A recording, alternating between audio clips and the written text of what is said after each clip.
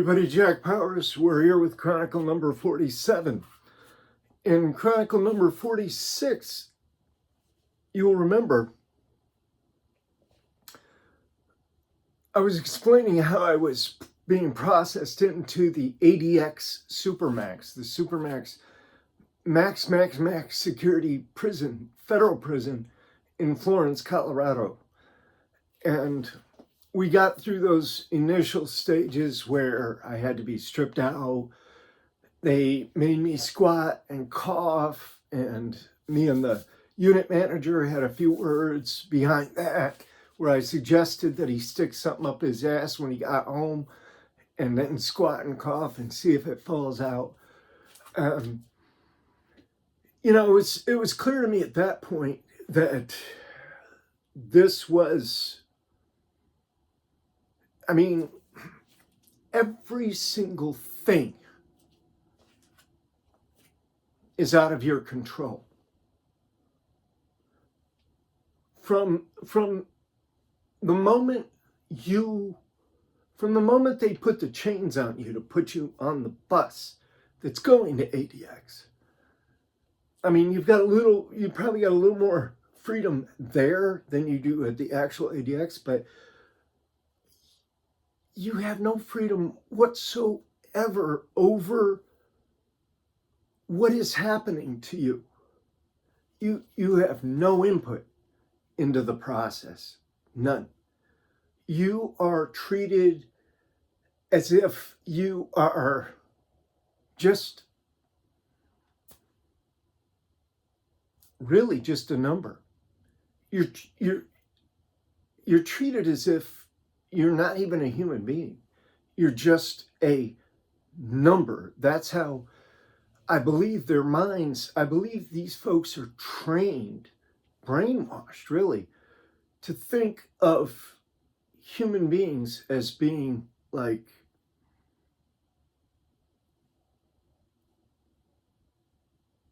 only numbers. There's some kind of a wall, a divide psychologically that they put up. And it becomes apparent to you, the prisoner, right? To me, it was apparent immediately that I had zero control over what happened to me. Everything was already arranged. There was no, and I didn't know what the procedures were going to be. They don't think to tell you ahead of time, okay, when you get to the ADX, here's what's going to happen. They don't prepare you, and they should. They really should prepare people going in there. But, because it'd be helpful to everybody. But they know what's going on. You don't, right? So I think it's one of those control techniques, one of those measured, because look, let's face it, the ADX has likely been designed, the operation of the ADX has likely been designed by the highest level operatives in government in terms of isolation and incapacitation and security and control and custody, all of those really hard-hitting areas of so-called expertise where the policies and the procedures can be built around these directives, these other directives, so that what you have is you have a process of control via dehumanization. And dehumanization branches out. It's like, it's got different arms to it, right? Because you can be dehumanized in so many different ways. There's, when you're living in a cage, when your life is in a cage, every breath you take is dehumanizing you. There's not a waking moment, not a sleeping moment, not an unconscious moment that it makes any sense, because you're like, you're being subjected to this process of dehumanization that you are either going to accept or you're going to reject. You're either going to accept the way that they want you to be, the way they describe you, the way they want to think of you. And it clearly is an us versus them situation. It clearly is. But it's not really us versus them equally. It's not an equal playing field at all. You know, it's rather heavily tilted in their favor. So, you know, prisoners just kind of, they go along to get along. You get used to, I guess, moving in lockstep with everybody else. And you know that you're going there. You don't know what it's going to be like. You've got a general idea, right? But again, they don't give you like, you know, any kind of a heads up or introduction or admission and orientation. There's nothing like that.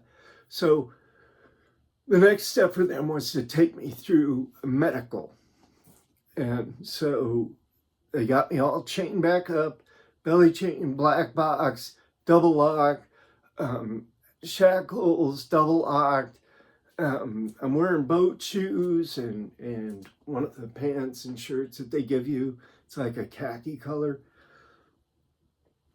And so, and one thing about the black box is this.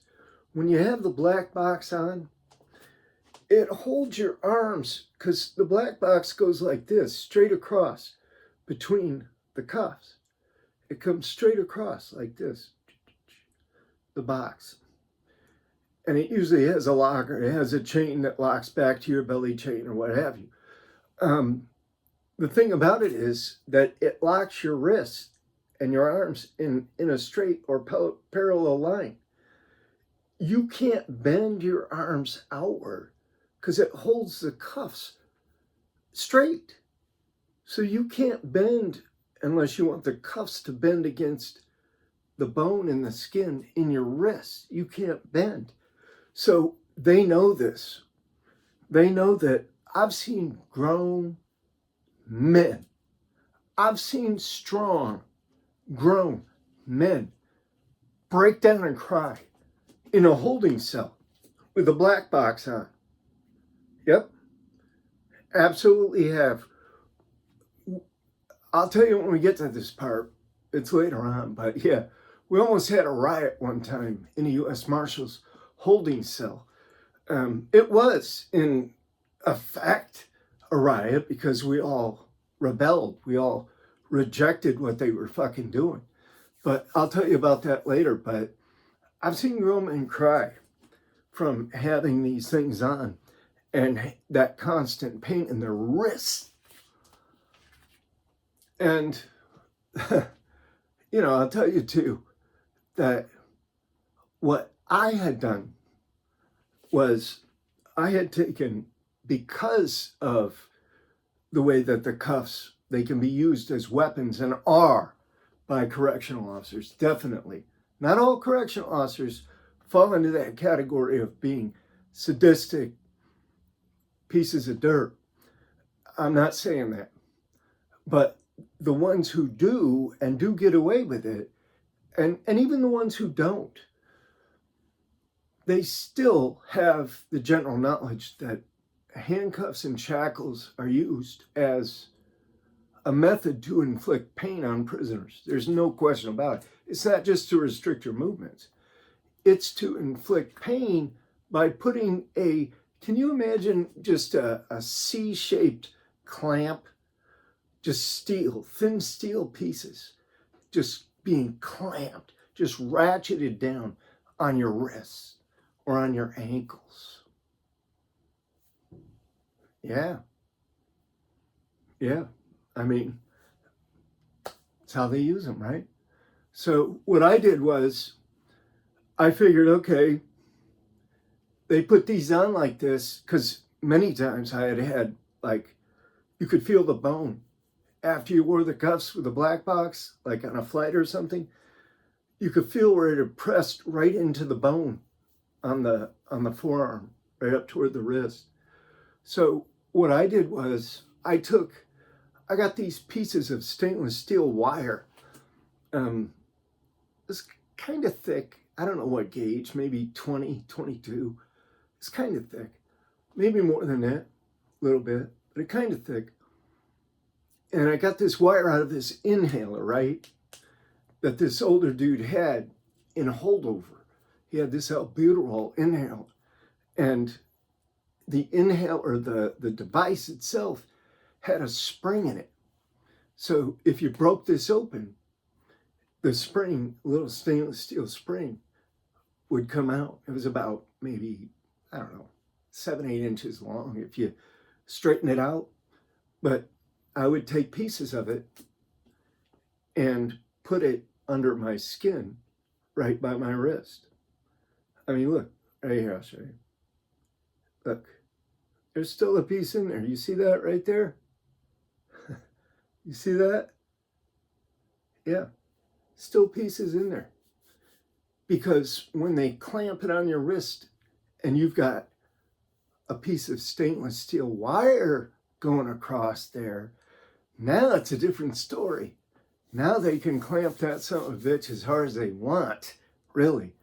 And, you know, it isn't going to cause you as much. It'll still cause you some distress, but not as much as it would otherwise. So, you know, this is something that I did later on, but I did put the protectors in both sides of each wrist.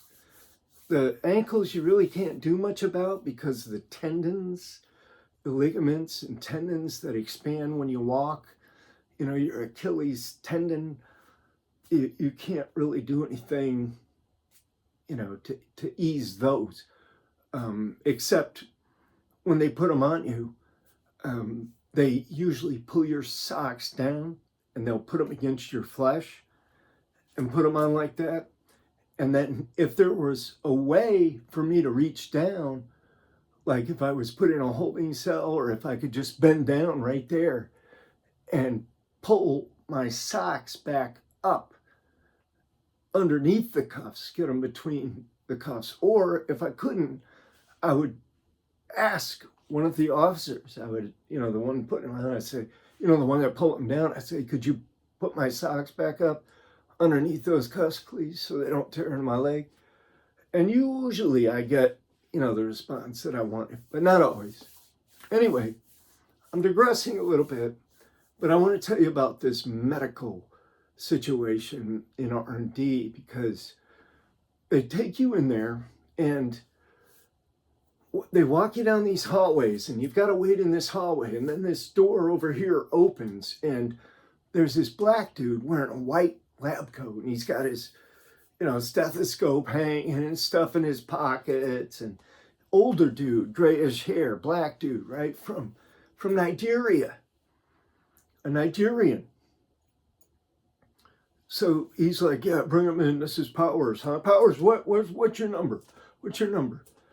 And, you know, and then he takes me in this exam room. I mean, everybody crowds in. They still got the camera and everything. And so he's like, you know, listening to the heart and wants to take some blood. And then you have to go out and you go through this. The blood, I think, is just a draw for like DNA, right? Or, you know, they want your profile for some reason, your blood profile.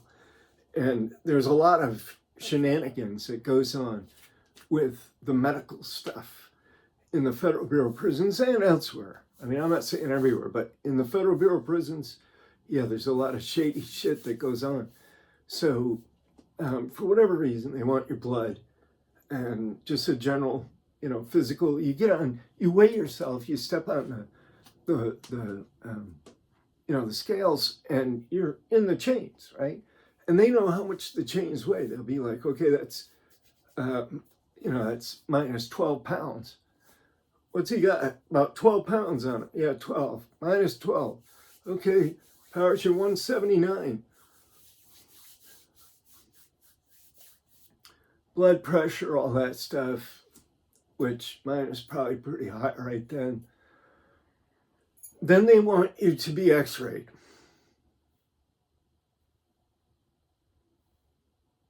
So this is not a medical procedure.